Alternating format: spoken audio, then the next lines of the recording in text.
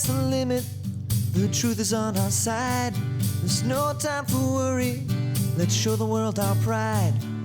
Whether another comes up with a surprise, we all will discover where our fate will lie. On a blue wave, we rise to save the day. Only me, only you can let our hearts sail away on a blue wave.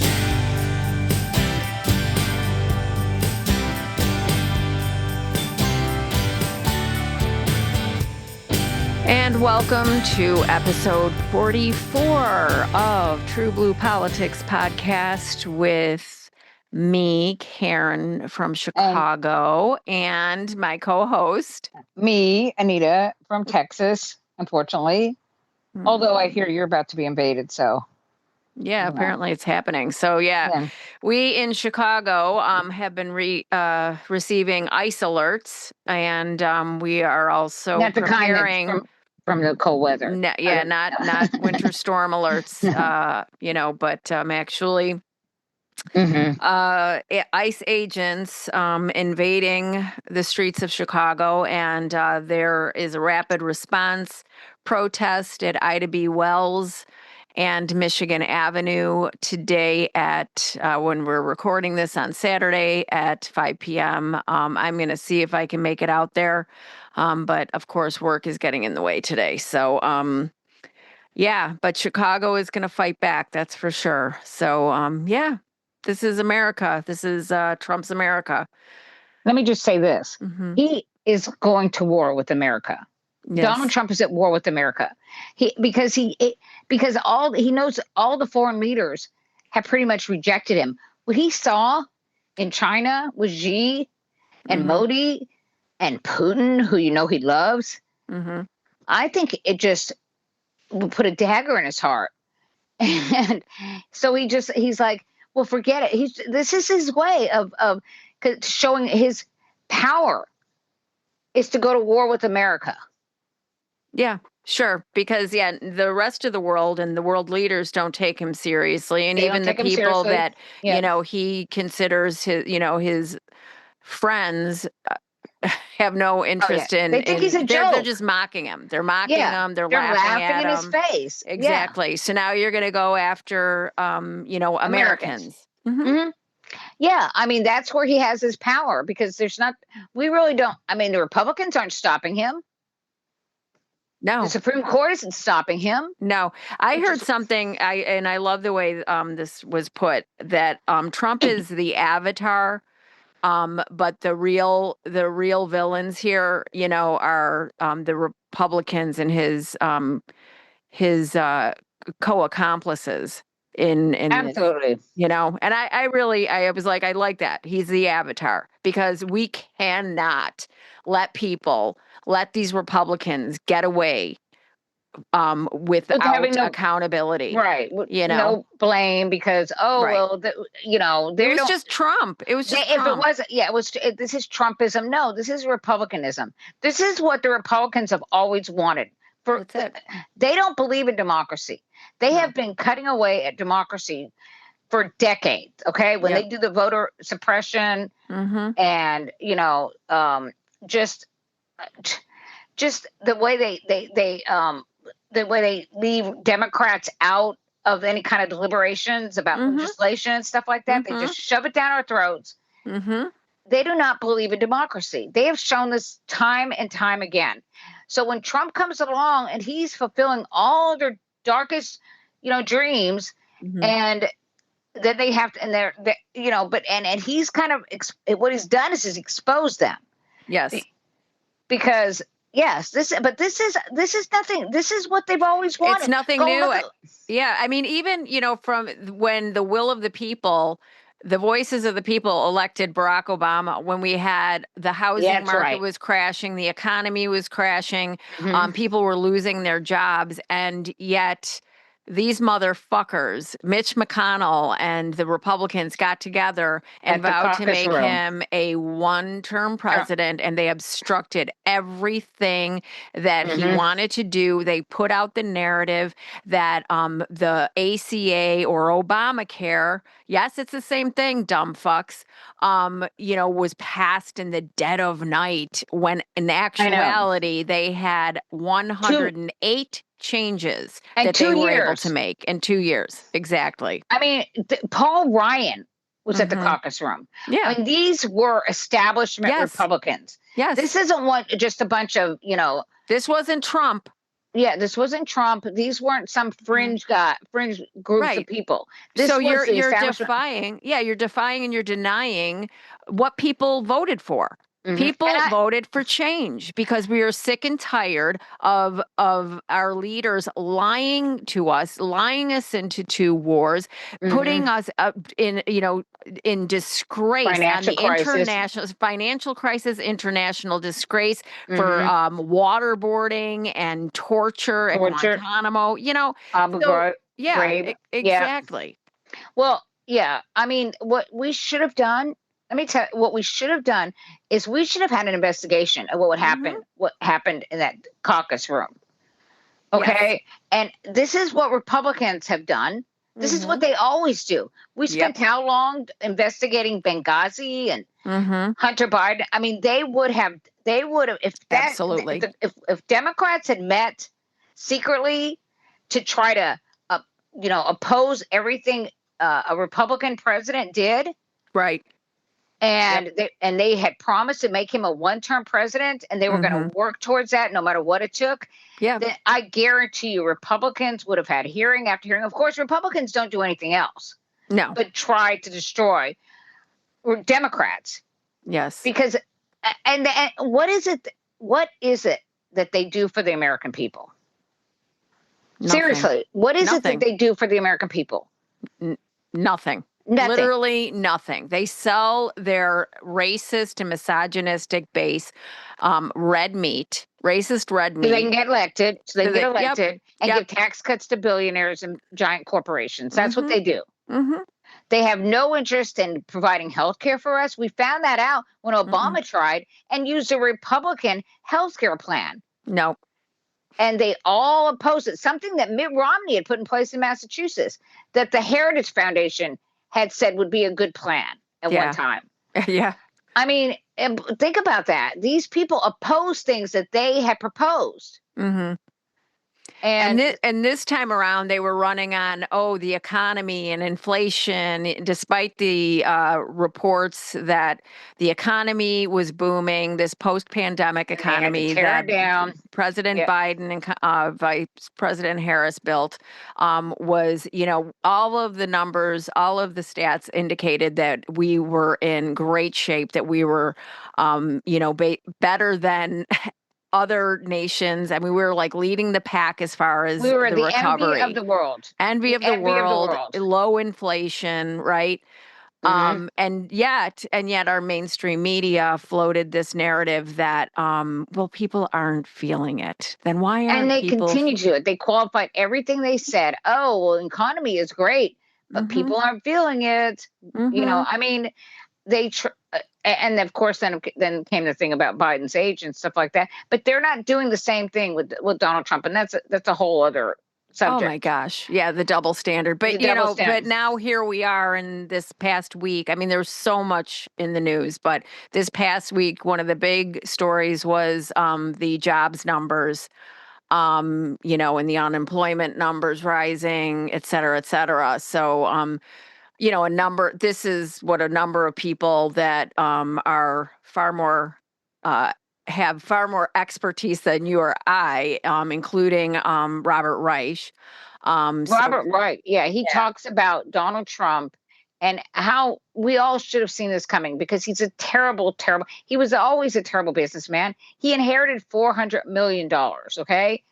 And Robert Reich talks about how if he had just put those I think, what did he say? If he put it away, or I can't remember. He would have been. So you said, well, as luck would have it, you sent me the clip. I did send you the clip. Yeah. So here is the clip. So this is from his post on Twitter. And it's says here, the August jobs numbers are atrocious, with unemployment rising to its highest level in nearly 4 years. Trump is running the economy just like he ran his businesses, straight into the ground. And we can play the video here. Trump's entire candidacy is based on a lie. I'm really a good businessman. I'm so good at business. Oh. Not true. Trump is a business. Uh-oh, it's buffering. Almost every business he's touched, he's driven into the ground. When it comes to great steaks, I've just raised the stakes. Trump's steaks are the world's greatest steaks, and the Sharper Image is the only store where you can buy them. According to Sharper Image's then CEO, they literally sold almost no steaks. Trump had a failed board game. My new game is Trump, the game. Trump, the game, because it's not whether you win or lose, it's whether you win. A failed bicycle race called Tour de Trump. A failed football team. It's going to stay strong. It's going to stay strong for a long time. Trump decided it was a good idea to start a mortgage company in 2006. It's a great time to start a mortgage company. That failed in less than 2 years. Let's see, what else was there? Whatever happened to Trump Airlines? Oh, that was a good one. One of his planes had a crash landing within the first 2 months, which he insisted was the most beautiful landing you've ever seen. The business failed within 3 years. How about Trump University? Failed. And then there's Trump Magazine. Failed. Trump Vodka. Failed. Trump Travel, Trump Ice, Trump Network. Failed, failed, failure. Trump has even managed to bankrupt multiple casinos. How do you lose money running a casino? There's an old joke that the easiest way to make a small fortune is to start with a large one. And that's exactly what Trump did. Multiple analyses show that if Trump had simply invested his multi-million-dollar inheritance in an index fund and didn't touch it, he'd be a lot richer than he is now. Now think about that. His entire life's work has been less successful than if he'd done nothing. And when he was president, Trump ran the country like he ran his failed businesses. He added $8.4 trillion to the national debt, largely through his tax cuts for the rich and big corporations. Trump has managed to survive every one of his business failures by leaving other people on the hook, leaving workers unpaid, shafting his investors. The whole idea that Trump is good at business was a carefully crafted illusion, concocted for a reality TV show. And like a lot of reality TV shows, we've come to learn it was all show and no reality. The only business Trump has been successful at is conning people. Now he's trying to do it again. Don't fall for it. Yeah, that made me think about how we continue to, it's not just Trump. Republicans are bad at the economy. They're terrible at it. There is, in my lifetime, there has never been a Republican that is successful, had a successful economy. It's always been Democrats. Yep, and it's Democrats after they have to clean up the mess of a previous Republican president. That in our lifetimes, in our adult lives, that's always been the case. And if you look at like the polls, okay, they always show that the majority of Americans think Republicans are better stewards at the economy, right? Because the media. Stewards of the economy. But no, it's because, they really do believe that. And the reason why they believe that is because they think, and I'm talking about white people, because the majority of this country is still white, changing, but the majority of white people, when they think a Republican is better for them, their self-interest. Their self-interest. They feel safer with a Republican, with a white guy, a guy that will oppress some minorities. Maybe not to the extent that we see it now. Okay, but that is basically definitely much more on the down low. like Right. that's actually their motive. Right. But yeah. George Bush did it. I mean, Ronald Reagan did it. That's what they do. But, they're not explicit about it. But Donald Trump is, completely exposed all that crap because they throw red meat out there for their base. And then, they try to, at least they verbally, when they're talking about it, they don't sound so open about their race. Well, but here's the thing: as plain as the nose is on our face when he ran right in this last campaign, talking about the terrible economy and how he was going to fix it, and prices were going to come down right away, really fast. And we have seen the exact opposite. And now in the last week, we are seeing, and it's been this way since he took over. The jobs numbers they've not even come close to being what Not only that, no. And he said the tariffs were going to bring back all this manufacturing. Everybody's going to onshore, bring back we're going to start making things here. We have lost 78,000 manufacturing jobs, probably more. Yep. Small businesses are really in trouble. Farmers are really in trouble. They're going bankrupt. They're begging him. The farmers in Arkansas are pleading with the government to help them. All of these farmers that voted for Donald Trump, they're shocked that he's been terrible for the farmers, even though in the first administration he was terrible for the farmers. He had to bail them out. So I mean, I'm telling you, they think they're voting for their self-interest because he's a white guy who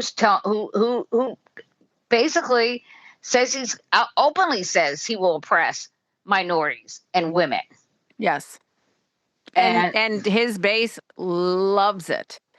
Which is why, honestly, when people say that, we have to come together. The only way out of this is we have to, forgive, the people that are starting to realize what they did, the Trump voters that realize what they did. We have to find a way to come together with them. And I'm like, MAGA, peace out. I mean, the people that voted for Trump in the last election, I have zero interest in trying to talk to them because I don't have time to sit there and gauge where they are now in order to help them figure out how they move forward. We have to focus all of our energy on not only resisting the autocratic bullshit that's going on right now, but we also have to talk to the people that have not been engaged or have not been paying. I mean, those are the people to focus on. 62 million Americans didn't vote. Exactly. I do think the Biden and the Trump voters may be gettable. Yes. But still, I mean, seriously, I don't, these people, the only reason why some of them are coming around is because they've been directly affected by some of this stuff. Right. So they're feeling it because a lot of times when they voted for him, a lot of them seem shocked that they're actually getting hurt by his policies because they thought, it's supposed to hurt those people, those brown people, those black people, those poor people are not. If they're poor white people, I suppose they weren't supposed to be hurt. We saw that with the school principal who ran that school in Appalachia. Poor white kids. And, and now her school is getting hurt because they depended on federal funds a lot. And now they were going to get hurt. And she's shocked. She was shocked at this. And they all voted for Donald Trump. Yep. And it's so it's so bad like this last, the last week with the reports coming out that even Fox News couldn't ignore what was happening.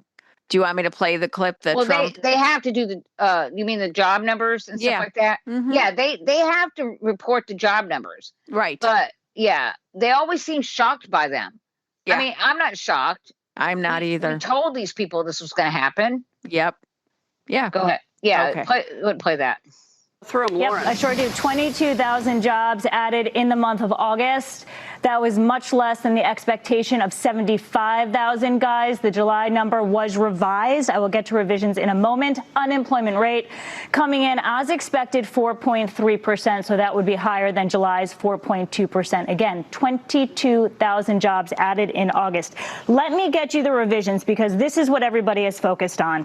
For June and July together, combined 21,000 jobs lower than previously reported. I'll categorize that now. So you see for June, it was revised down by 27,000, getting you to negative 13,000, and the change for July up by 6,000, getting you to 79,000. Yeah, I know. But yeah, we hadn't had a negative job number, and I can't remember how long since the financial crisis. Or probably, I guess, COVID we did. But he did this single-handedly. COVID was something that happened, right? That we couldn't control the fact that we had a global pandemic. But he has managed, if he would have taken that economy that Biden handed him, that Goldilocks economy that would have been, was already great and would have been even greater if he just went and played golf 24/7. Yep. But no, he had to do it. He couldn't stop himself because he thinks he's the smartest guy ever to hold office, to be president. He thinks he's the smartest guy in the room all the time and thinks he knows what he's doing. And tariffs, he's been thinking about this since the 1980s. So nobody could get through his head that this was going to destroy the economy. And look at the people that he surrounds himself with. Right. Anybody that could, they're gone. Like, this isn't like the first time around where there were actually people that, had expertise and he wasn't able to, we saw a lot of mass Gary exodus. Cohen. But but there were still people that were, guardrails for, but now it's like, it's just Peter idiots. Navarro. Complete, Peter Navarro. I mean, what a nut job. Right. That's who's advising him on trade. Pete Hegseth. Stephen Miller. Kristi Noem, cosplay, Bobby Kennedy Jr. Bobby Kennedy Jr., who is, it's just, it is just mind-boggling the shit that storm that we're dealing with. I know it is. I don't know what was it? What do they call? We talked about this. A government run by the worst people, because that's what we have. Yeah. And but we tried to warn everybody. He kept telling people that those countries were going to pay the tariffs. This is like a moronocracy. Is it a moronocracy? No, it's not. There's a name for it. A catastrophic. Catastrophic. I can't say it, but that's what it is. Yes, and it's just look it up. But catastrophicacy. We told everybody that this was going to happen because. Tariffs, it's pretty simple, okay? You put a tariff on a country, on what he did it across the board, and which is crazy. And so those products, the country, let's say China, doesn't pay those tariffs. We cannot tax another country, okay? Right. So when the American companies are paying those tariffs. The importers are paying those tariffs, and they pass it on to the consumers. It's pretty simple. Yeah. So here, you had sent me this post by Josh Bivens, and this was January 17th, 2025. So to just kind of, so the incoming Trump administration will inherit an unemployment rate of 4.1%, the lowest since George W. Bush was elected. Meanwhile, President Biden inherited the unemployment rate of 6.8%. That's right. The share of adults between the ages of 25 and 54 with a job, also known as the prime age employment to population ratio, sat at 80.5% at the beginning of November 2024. This is its highest handover value since the 2000 presidential election.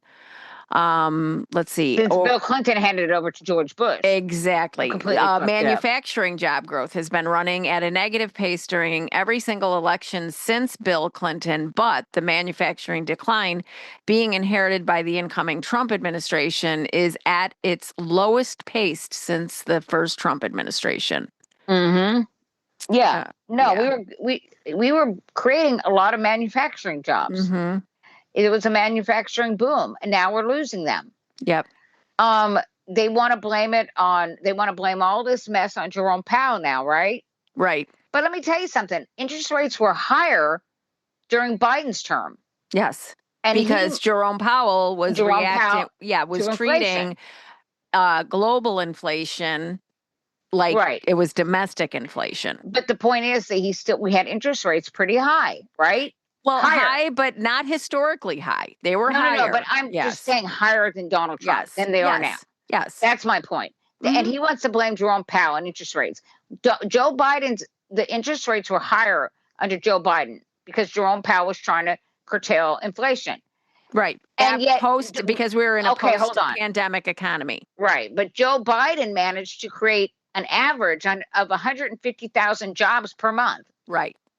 So, I mean, they're trying to use Jerome Powell as their excuse that somehow if they because what he's going to do, okay, Jerome Powell is going to be gone next year.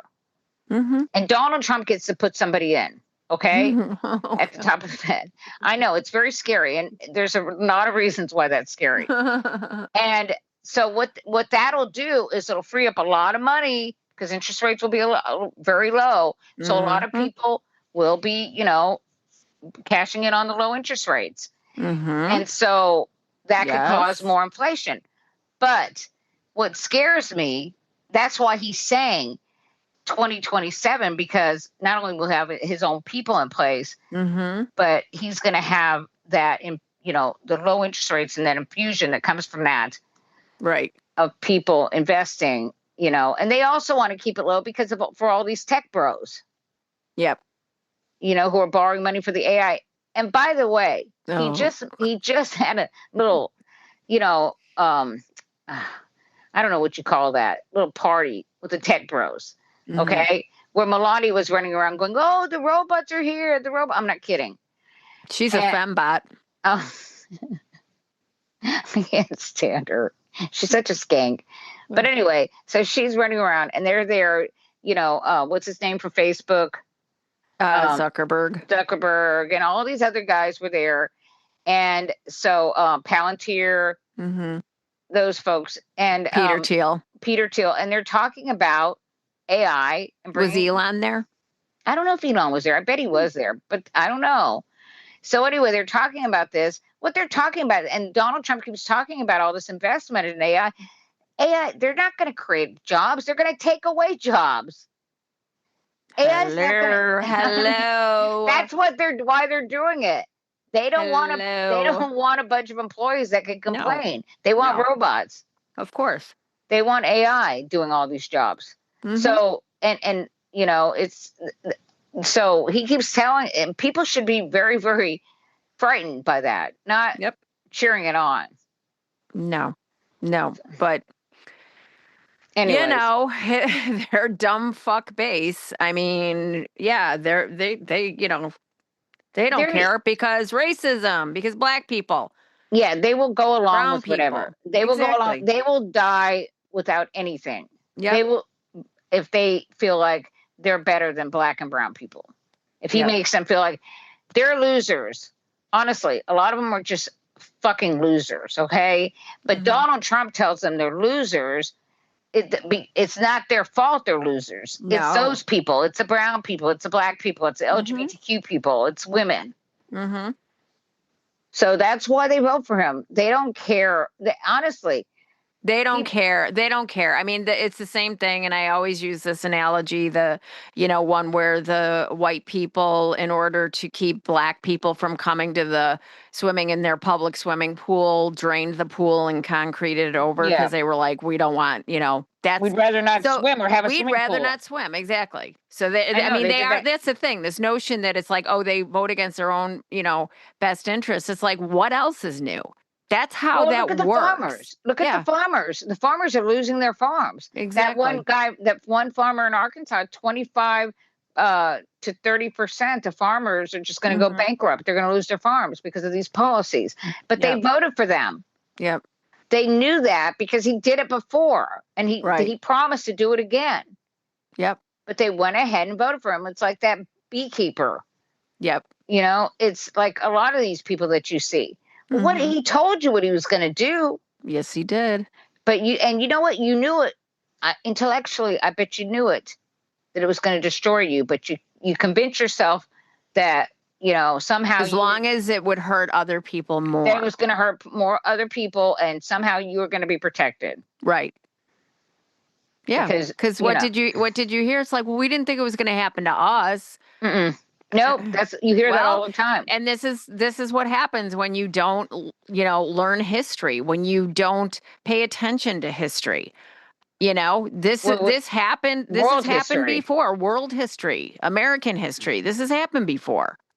There was a guy whose wife went on vacation to Ireland. This isn't about you, Karen. She went on vacation to Ireland. What do you mean? No, it's not about me. And so, but she was from, oh my God, England, or what was she? Maybe she was Irish. I'm not sure, but she was an immigrant. Okay. And she'd been here for 30 something years, like 37 years. They had grandchildren here. And he voted for Donald Trump, the husband. Yeah. And she was deported. She's in a detention center. They're about to deport her because they won't give her a bond or anything. Because guess what? When she was in college, she got busted for smoking marijuana. Well, deport me to Ireland for that. I mean, it's illegal there now too. I mean, where they were. So it's just, they're looking for any excuse. I mean, you can have a traffic violation. Yep. And they will find a way. If somehow you have a green card, or you're here, you know, even if you're here illegally, they will say you're a criminal now. Yeah. Yep. And so that's their excuse for deporting you. You hear that all the time. You know, like that guy that was in the airport with his wife from, oh my God, Peru.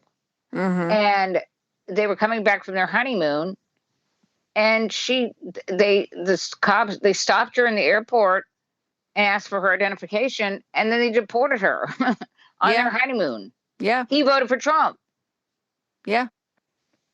So, yeah, this is happening all over the place. So, and these people, I mean, what were they thinking? Did they not see the mass deportation signs? What do they think that meant? You know, these people hate you. If you like what you're hearing, please consider subscribing to TruBlu Politics Podcast on Patreon. At any level, it is so appreciated and so needed. Anita and I would love to be able to increase the frequency of episodes. We would like to upgrade equipment to make these podcasts even higher quality. But, you know, we have day jobs. We can't do this without support from our loyal listeners and our TruBlu Politics subscribers. And at any level, you will get additional content as well as be a part of our TruBlu chat room, where we can interact with you all and hear back. Give us some feedback. Whatever platform you're listening to this podcast on, please consider giving us 5 stars and a review. We love hearing from you, and we couldn't do it without you. So please consider subscribing. Keep the fight going. So now, here in Chicago, oh my God, we have the National Guard being deployed, and ICE. There are reports that ICE are. I got actually a Ring notification that they were not too far from me. Yesterday there was a protest. I mean, literally, I could walk to this place where they have the ICE agents all deploying from, right in the next town over. And so there was a rapid response, and it actually worked. They were able to keep these people at bay. I'm going to see if I can find the clip, but yeah. So you have a rapid response. Okay, so here we go. So, and it's this is from a friend of mine, Nancy Sutton. She posted this. This is Rachel Cohen on Instagram, and this is the protest at the ICE facility, not like literally in walking distance from where I am. Hold on one second. Blocking a van outside of the ice processing facility in Broadview, Illinois, a Chicago suburb located at 1930 Beach Street in Broadview, Illinois this past week. This morning, we had a follow-up action where a number of protesters blocked entrance into the ice facility. There were so many people that ICE turned around and the police refused to arrest those protesters. This action was scheduled to end at 9 a.m. this morning. It is Friday, September 5th. But now that we know that that works, now that we know that ICE is running scared, they do not want you here. They are located here because it is inconvenient for people from the Chicagoland area to get out here. And because the village of Broadview has 7,900 people, vast majority of them are non-white. ICE is hiding out in this community. They've run out of Chicago. They're running scared here too. We are going to be here past night. It's now 10 a.m. We are going to be here as long as we can be, because now that we know that this works, what's going to stop us? So come on down, come with friends, and hope to see you there. If you can't make it, share. So there you go. Wow. Yeah. Are you going to go to one of those? Yeah. Are you on the Definitely. rapid response list?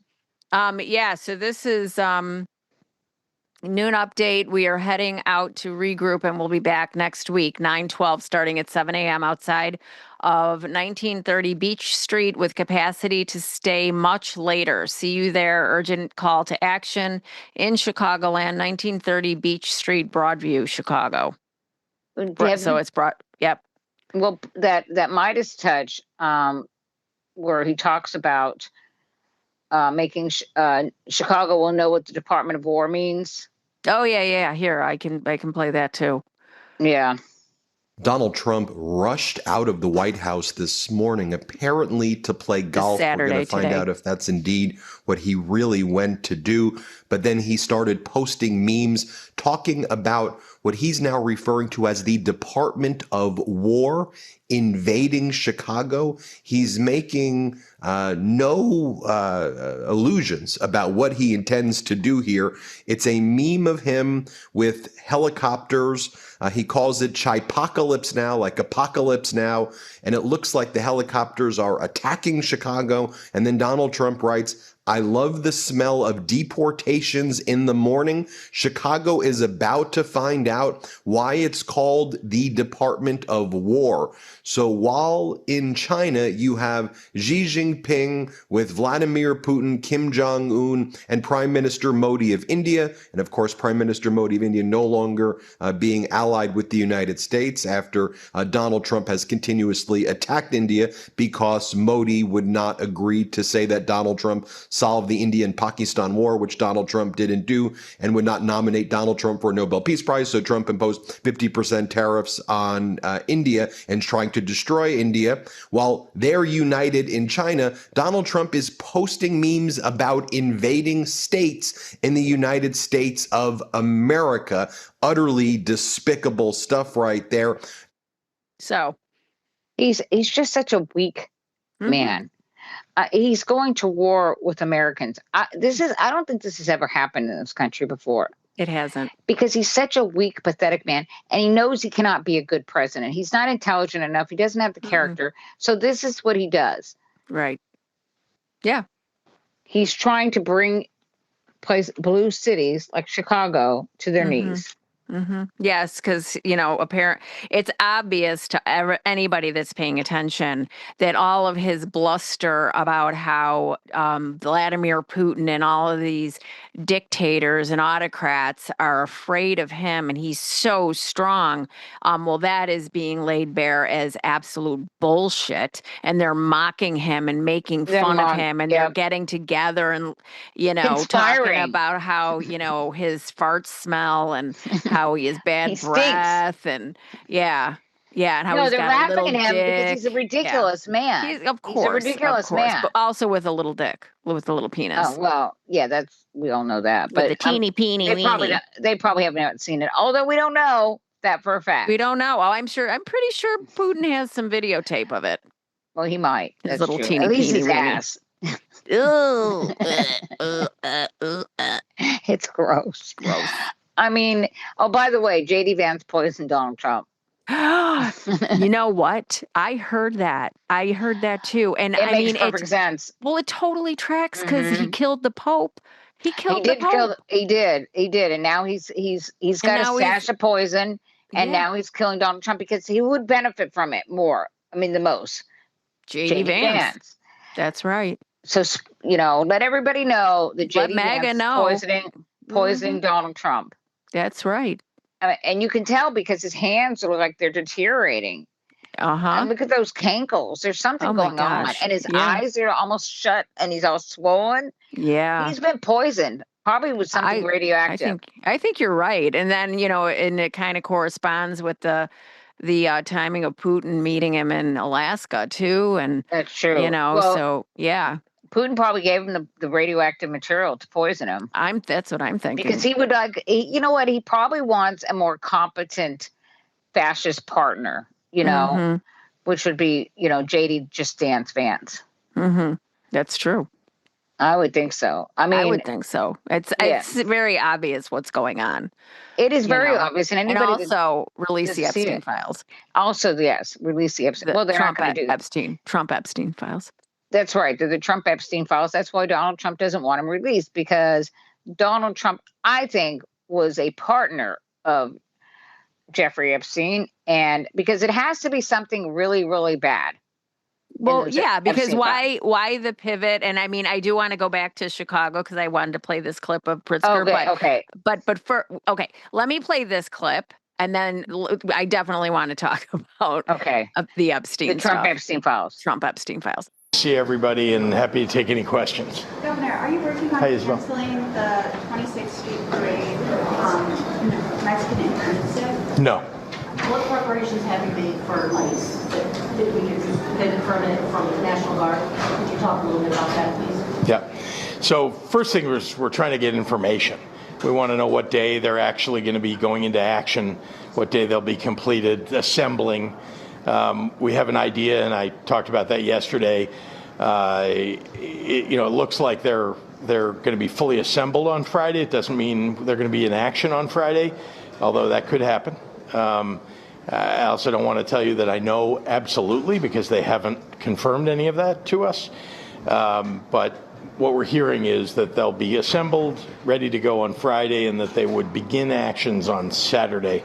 Over the weekend. So that's all we know. And what we're doing is, of course, making sure that the CPD and local law enforcement are aware of what they're doing, so they can, one, make sure they're not standing anywhere near those actions or assisting in those actions, but also being ready for protests that might occur.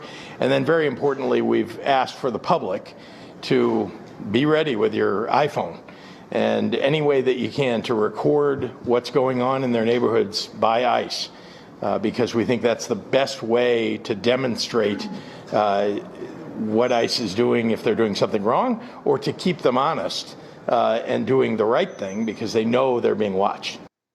Yeah. Yeah, that's JD Pritzker, Illinois governor. Yeah, that's JB Pritzker. Yeah, he's amazing. And I have to say, our mayor, Brandon Johnson in Chicago, is amazing as well. He passed an executive order forbidding law enforcement to wear masks. He passed an executive order. You mean he signed an executive order? He signed an executive order, yes. Absolutely. So let's see what they do. Mm-hmm. They seem to be afraid to go in there because that is crossing a line. Mm-hmm. Washington, D.C., they could kind of defend because they have jurisdiction there somewhat, the federal government. But Chicago, and I hear they're going into Baltimore. Yep. I mean, it's just insanity. And probably Oakland, and I don't know if they're going back to L.A. Who knows? Yeah. So each time this happens, it kind of acts as, training ground for them, but also a training ground and kind of instruction for how to deal with this stuff. And I'll tell you right now, so far, I'm absolutely thrilled with what I'm seeing from the Illinois leadership and the Chicago leadership. Yeah, I would be too. I mean, we've got Greg Abbott, who just kind of rolled over, as Gavin Newsom said, when Donald Trump told him to get me 5 more C's. Mm-hmm. And that's what he did, even though we're gerrymandered already, as much as probably is possible. And now the maps that they drew are probably not very good for Republicans. No, so wait, are you saying that Governor Hot Wheels rolled over? Governor Hot Wheels, you know who Governor Hot Wheels is, right? The guy in the wheelchair. Yeah, that's our governor. I mean, he's a Nazi, okay? Or he so you can make fun of him. Well, and he did. He rolled over. Does he know what the Nazis in Germany did to disabled people? Probably. Well, you know what he did when he made millions of dollars after he got hit by a tree limb or something. I think it was a tree, and then he got millions of dollars. He sued the tree trimming company and the property owner. Yeah, and then as soon as he gets elected, what does he do? Tort reform. So nobody else can get more than $250,000 in a lawsuit here in Texas. Yep. So that tracks. That tracks with Greg Abbott. Greg Abbott, don't you dare. No. Oh, by the way, I would never. I love him. I love Governor Pringles. But guess who's running? Tellerico. Who? He's running for Senate. Tellerico is running. Oh, right. Yes. I love him. I met him. I know. He's dreamy. He's young. But he's going to run. And there's, of course, Colin Allred and Beto O'Rourke is running again. And you know what? Honestly, of all of them, I probably agree with Beto on more, because he's very progressive.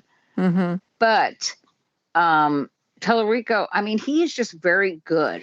Well, I think that he doesn't like Tellerico. Yeah, he's very good and he doesn't have the baggage. I mean, I hate to say it, but like with Beto, with the gun thing was a problem here in Texas. Yes, it was. So do you think, between Beto and Tellerico, do you think that Tellerico would have like a better chance just because he doesn't have all that? I do. And I also think he's a fresh face. Yeah. Most people that pay attention to politics here in Texas know him, but most people in Texas don't. Right. So and he's got that Jesus thing going. He does. He's studying to be a preacher. Yep. So he's very well versed in the Bible and Christianity, and he uses it well. I mean, it may not be recognizable to the so-called Christians in Texas, but actual Christianity, no. Yeah. But he's I knew he was ambitious and he was going to go for higher office, but I didn't know he was going to do it this soon. But I'm happy that he is. It's going to be a crowded field, and it depends on who he runs against. Because if Ken Paxton wins that primary against John Cornyn, I think any of these Democrats will have a great chance. Yeah, especially Tellerico against Ken Paxton. Talk about baggage. Yeah, right. Oh my God, he's been indicted how many times? But that kind of baggage doesn't seem to bother Texans. Yeah, but I think what? It's kind of like what happened with what's his name, the football player that ran in Georgia, Herschel Walker. Yep. Herschel Walker. Yeah. Now, of course, part of it was probably because he's black. Because if he was white, he probably would have done better. But he had a lot of baggage too. Ken Paxton has a lot of baggage, and I think people might just want to. Republicans don't even like him. He's just a nasty person. Yeah. And he threatens Republicans. He uses his office to threaten people. Well, yeah, and he was even on the verge of being impeached by Republicans, right? Yeah, and then he started threatening them and, sent out, because he's the attorney general here. And he's a criminal. And and also I think the Roe v. Wade might, the overturning of Roe v. Wade might play a part in it too, because we don't have any ballot initiatives here in Texas. Right. And Ken Paxton led the way in banning abortion. He is horrible. They want to ban the medicine. What do you call that? Mifepristone. Mifepristone. They want to ban that here. Yep. So and he wants to track women who try to get an abortion someplace else. Yeah. They do, it's just so. I think that's going to be it's going to be tough for him because John Cornyn would have a much better chance because John Cornyn is seen as kind of, stable establishment, and people trust him. But it's like, so what is the benefit to him attaching himself to Trump like he's been doing with the ads in Texas? Because, he's seen, because of that, like I said, he's seen as more establishment, and he doesn't do like Ted Cruz and constantly glaze Donald Trump and, throw red meat to the base. He is seen as kind of a rhino. Yeah. So I think he's doing that to try to, appeal more to the MAGA base. Right. Unfortunately. But I mean, he hasn't had to do that before. So does he really think that that's a winning strategy?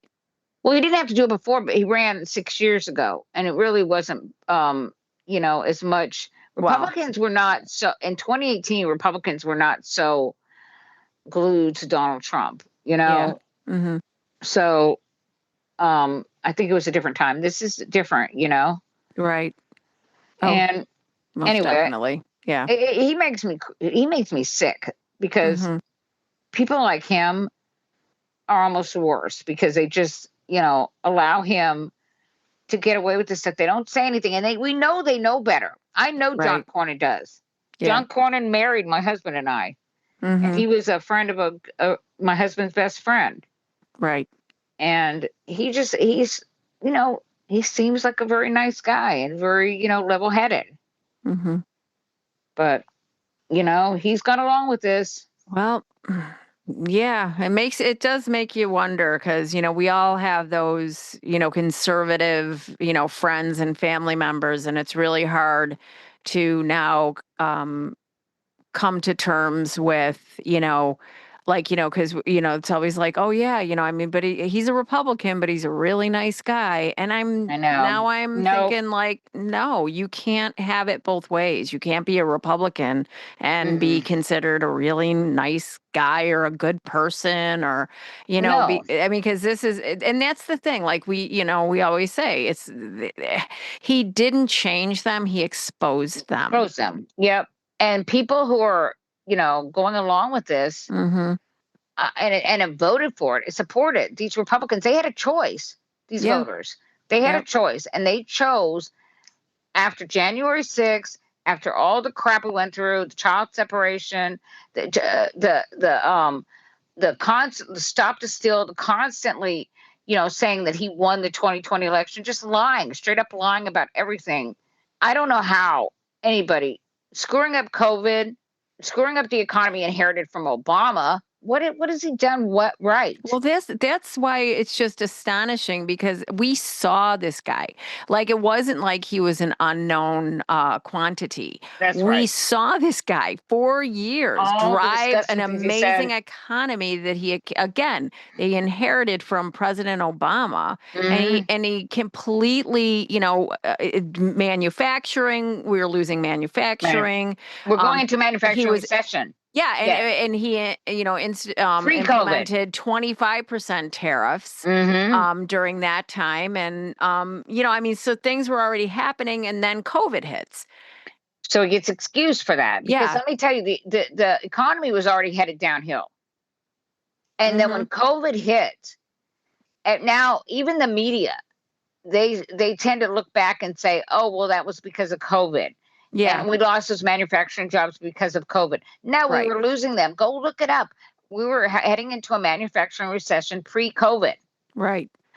So, and then COVID hit, and he totally, fucked that up, mishandled it completely. Right. Was just lying about it. We heard the tapes. He said it. Yep.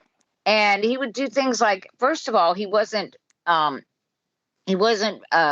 wearing a mask. He was on purpose. He was not. He was modeling bad behavior. That's right. When he knew exactly what because like you said, with the tapes with Bob Woodward, he said he knew how big it was, how deadly it was, how contagious it was. And yet he's telling Americans that it's a Democrat hoax. It's going to go away like a miracle by Easter of 2020. He was having giant rallies. He was having giant super spreaders, and he was modeling bad behavior for his most loyal followers. And, and then like we shut down, right? And then they're protesting and going after people, legislators like in Illinois. Michigan. Yeah, for doing the shutdowns and going after Governor Whitmer. And then all of the, do you remember all the videos of them showing up and tearing down mask displays and oh my God, of attacking course. people in public for wearing country was masks? out of control. It was out of control. And people just sat forget there. that. Yeah. And he didn't say anything like, you know what, we need to be responsible. People need to wear their masks. No, he was up there having parties at the White House. Exactly. As a matter of fact, he held a Republican convention there. Right. And then he wants credit for the vaccine. Yeah, he wants credit for the vaccine that scientists came up with. For the Democrat hoax. And why did he want the vaccine? The Democrat hoax that he almost died from. And why did he want it so fast? Because he felt that was his way out. Yep. He didn't want to have to work and have to tell people they needed to be responsible and care about their fellow Americans and wear a mask or get vaccinated later. No, he wanted, the vaccine wasn't out. He wanted to just hurry up with the vaccine. Yep. That's going to solve. Let's reelect that asshole who did that. And then because he's a petulant little baby, couldn't accept the results of the 2020 election. And so he sicked his 1,500 plus, 1,500 that were convicted, attacked the Capitol to overturn the results of the election. And then he tried to fake electors. I mean, there were other things he did. Yep. 11,780 votes. That's all I need, Georgia. That's Give it to me now. And now he's doing that with Texas. I just need 5, come on, get me 5 congressional seats. Exactly. But no, all of that happens and still you voted for him again. Stupid motherfuckers voted for him because even though Biden was doing a great job. Yes. And you know what? I know inflation was high at some point. But that was because we had a global pandemic that was worldwide, that inflation, everybody was feeling inflation across the globe. Yep. And so we had supply chain issues. Yep. We had supply chain shortages. Yep. And maybe he should have been better at explaining that. But they were working hard to get that down. When he left office, it was 2.7. Okay. And it would have been 2.1 if Donald Trump hadn't fucked with it. Yep. And maybe in the 1.9 is what they were saying. If Donald Trump hadn't fucked with it and put those tariffs in place, and the mass deportations, by the way, also contribute to it. Yep. So all these workers aren't showing up. It's hurting Texas. Let me tell you something. It's hurting. A lot of people are hurting here in Texas because of that. Yeah. Texas is going into recession. Yeah. So all these towns, these small towns, and guess who's feeling it the most? Trump voters. The people who voted for Trump the most. Yep. He took away, by the way, talk about FOFO. He took away these government loans that Biden had, put in place for affordable housing, right? Yeah. And this woman got a $250,000 home loan, or grant, it might have been, but she went and she had this beautiful, she's like, oh, I couldn't believe it. Every time I would come home to this beautiful house, single mom. And Donald Trump she voted for Donald Trump and he took it away from her. Yeah. Biden gave her that house. Yes. And now Trump is kicking her out of it. But she voted for him. Mm-hmm. I'm telling you, racism and misogyny, powerful drugs. Very powerful drugs. That's for sure. Yep, they're more powerful than anything, honestly, than caring about your own children. Because the woman's children are going to suffer. Absolutely. Yep. Yeah, and that's the thing too, and it's always been the head scratcher. It's like with whether it's climate change, student loan debt, affordable education, affordable housing, we are paving the way for a really, really rough ride for our children and our grandchildren. And why are we the only ones that can see that? What is it with these dumb fucks that don't understand that what you're doing, your actions are paving the way for your children and your grandchildren to have a really shitty experience on this planet? For some people, they don't care. They don't care. They just don't care. We don't understand that because we love our children so much that we can't even imagine not leaving them a world like that. Yeah. But they do not care. Right. they are very, very selfish, horrible people. People that voted for Donald Trump are selfish, horrible people. So I don't know how we unite and come together and work and try and find build consensus and common ground. Fuck off. That's over. They're the same people that looked the other way when the Nazis were taking away their neighbors and putting them in concentration camps. That's right. That's right. So I'm sorry. No, there is. I mean, I know beautiful, beautiful people who have beautiful souls have not lost faith, I guess, that there's a way out of this, and the way we do it is come together. But we can't come together with Nazis. There's no coming together with people that vote for autocrats, for autocracy. No. There's not. There simply is not. When you're telling me, because here's the thing. In order to build consensus and come together and find common ground, we have to at least agree on the right for trans people to exist, Black people everybody to exist, to be equal, brown people to exist, for people to be able to have the freedoms in a free society and a multiracial, multicultural democracy to be able to live and not be bothered, and to be able to share the promise that we were supposed to all be promised, right? Well, yeah, if one group isn't free, none of us are free. That's it. So, I mean, it means freedom. Why do people care? Right. Whether trans people. Right. So how is a path forward, Anita? How is there a path forward? How do we find common ground when we don't even agree on that? I don't think we can find common ground with those people. I think those people have always existed and they will continue to exist, and we just have to find a way to beat them. That's it. We have got to stomp that out. We have to crush that into dust. Then reasonable people that, have an earnest desire to find, to truly find common ground. But again, understanding that we have to, strive for everybody to be able to live freely with the rights that are ensured by the Bill of Rights, by civil liberty, civil rights movements and laws and all of the rest of it, and restore voting rights. Karen, right? The thing is, we are not going to take anything away from those people. No. We want everybody to have health care. That's right. We want everybody to have a chance at what they call the American dream, but just being able to have a decent life with dignity. We want everybody to have that. We don't want to take that away from us. They want to take that away from us. Right. Right. And our children. The difference. And our children. And a lot of people that they don't like. Yep. That make that they fear. They fear. Because they fear, and they fear everything. Okay. Yeah. So if you want to have, there are. Yeah. So if you want to find common ground and build consensus, then we have to agree to the right of all people to exist and have an equal chance. And by the way, that will not hurt anybody. No. That makes life better. That makes our country better. Yeah. What's happening now with these mass deportations is not making our country better. It's, remember, one of the things they used to say was they're taking our jobs. Yeah. Well, the unemployment rate is up.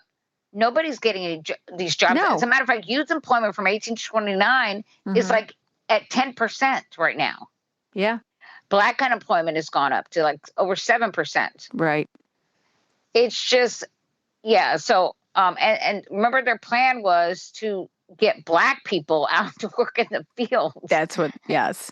And then it was like mentally ill people or something. And now we're going to round up the homeless, which, a large percentage are mentally ill. Yeah, exactly. Well, that'll solve everything. That'll solve everything. Anyway, but listen, we are running out of time here, but nice talking to you. Nice talking to you too. I know. Keep fighting. Yeah. No, seriously, we're going to be okay. We really do. But we have to keep fighting. Yeah. And I mean, the protests that just happened near my house, the protest that's going to happen. I mean, we're going to see what happens in the next several days here in Chicago, but we have to stay together. Do not isolate, come together and fight. fight the fascism. Right. Take one day at a time, because if you try to think about, oh my God, we got 3 more years of this, just take one day at a time, and anything you can do, resist. Anything, any way you can. That's right. Absolutely. Well, Anita, it's been great. And it's been great talking to you, Karen, as always. As always. Well, we'll talk to you later. See you in 2 weeks, guys. So long. So long. Goodbye.